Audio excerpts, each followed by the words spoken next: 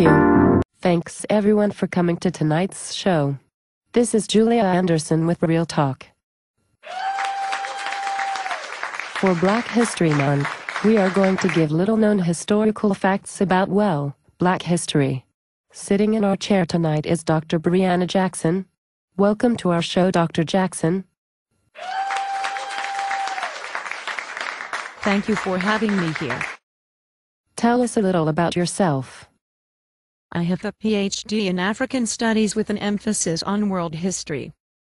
And who are you going to talk about today? I am going to present to you airplane pilot Bessie Coleman. Please continue.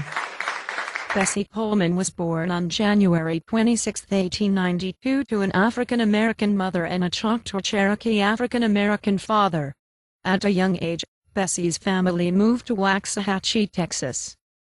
Frustrated by the racism his family faced in Waxahachie, Bessie's father decided to go back to Indian Territory in Oklahoma. The rest of his family stayed in Texas. Bessie walked 4 miles to and from school. Gifted in math, Bessie kept the books for the family business. Not able to go to school on a regular basis because of family chores, Bessie borrowed books from the traveling library and read the Bible. She completed all 8 grades of the one-room schoolhouse where she went to school. After high school, Coleman took her savings and enrolled in the Oklahoma Pollard Agricultural and Normal University. That school is now called Langston University. Because of finances, she was only able to complete 1 semester. Wanting more, she moved to Chicago to live with her older brothers and find work. Bessie found work as a manicurist, and during her work, would hear stories from World War I soldiers who spoke about the flying exploits they witnessed. But it was her brother who inspired her to become a pilot. How did he do that?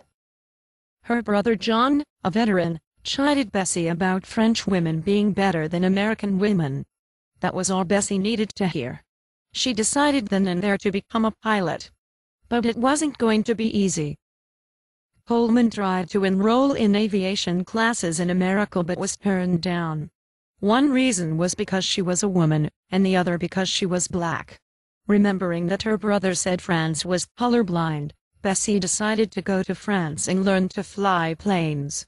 She took French lessons and got funding from Robert Abbott, publisher of the black newspaper The Chicago Defender, and Jesse Binga, a local banker. After arriving in France, Bessie completed a 10-month aviation course in 7 months.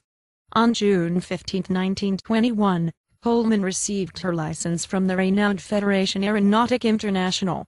Returning to America, Coleman was famous. Bessie's first performance was on September 3, 1922.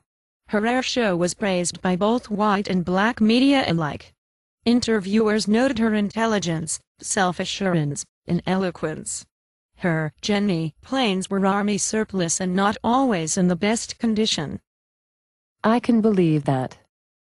On February 22, 1922, during a stunt show performance, Bessie's plane crashed and she suffered a broken leg, a few cracked ribs, and facial cuts and bruises. It took her almost a year to heal and get mentally ready to fly again. That crash was a sign of things to come. Uh-oh. Back in the air again, Queen Bess enjoyed successful air shows and performances. But not having a plane of her own, she was at the mercy of event promoters when she wanted to work.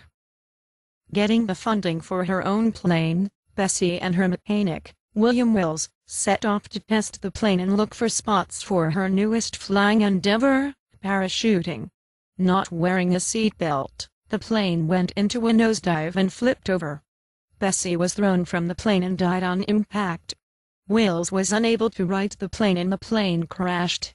He was also killed. Investigators stated that a wrench was left in the gearbox and jammed it. Newer planes had guards that would have prevented this from happening. Oh my God. Bessie had 3 funerals, 2 in Florida, and 1 in Chicago. It is said that over 15,000 people attended her funerals, with many being prominent African Americans. Wow.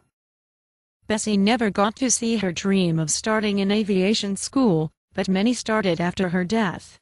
She has also been the recipient of many awards and tributes. What kind of tributes, Dr. Jackson?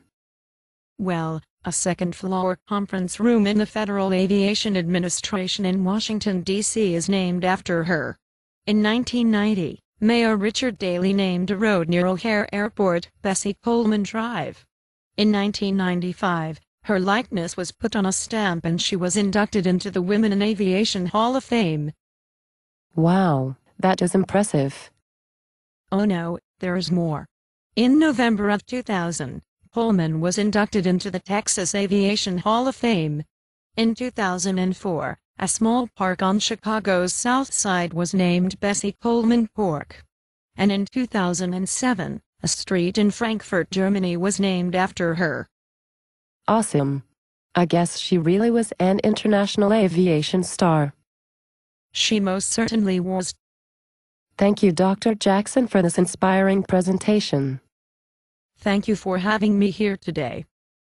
I want to thank you all for coming to the show. This is Julia Anderson with Real Talk. Bye-bye.